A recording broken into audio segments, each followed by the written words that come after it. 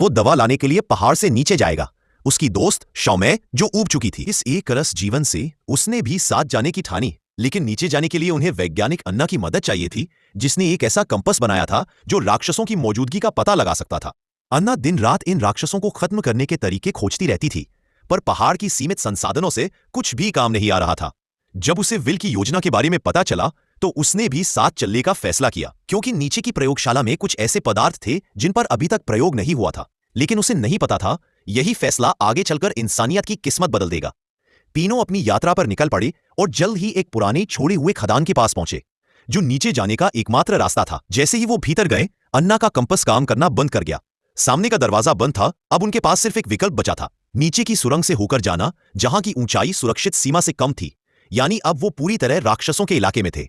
वो धीरे धीरे नीचे उतरे। हर कोई तनाव तेज थे। शाओमे को दीवार में एक छोटा छेद दिखा। वो सबको अंदर खींच लाई, लेकिन वो एक बंद गली निकली। राक्षस दरवाजे पर था। उन्होंने तुरंत अपनी लाइट बंद की और सांस रोक ली, क्योंकि ये राक्षस इंसानों की सांस से निकलने वाली गैस से उनका पता लगा लेते थे। मगर ज्यादा देर तक सांस रोक पाना नामुमकिन था। तभी विल ने एक जलती हुई फ्लेयर दीवार के कोने में फेंक दी, जिससे राक्षस उधर चला गया।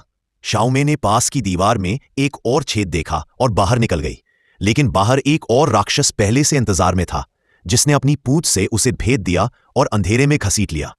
अन्ना ने विल को खींचकर अंदर ले लिया। दोनों की आंखों में आंसू थे, लेकिन अब कुछ नहीं किया जा सकता था। सौभाग्य से उन्हें पत्थरों के पीछे एक सीढ़ी मिली, जिससे वो किसी तरह बाहर निकल गए। दोनों अब टूट चुके थे, पर फिर भी मंजिल बाकी थी। रास्ते में उन्हें एक कार मिली और उसमें पूरा पेट्रोल भरा हुआ था। कार की मदद से वो जल्दी ही नीचे के अस्पताल पहुंचे। विल ने अपने बेटे की जरूरी दवा पा ली, लेकिन जैसे ही वो जाने वाले थे, राक्षस दरवाजे पर था। उन्होंने तुरंत अपनी लाइट बंद की और सांस रोक ली, क्योंकि ये राक्षस इंसानों की सांस से निकलने वाली गैस से उनका पता लगा लेते थे।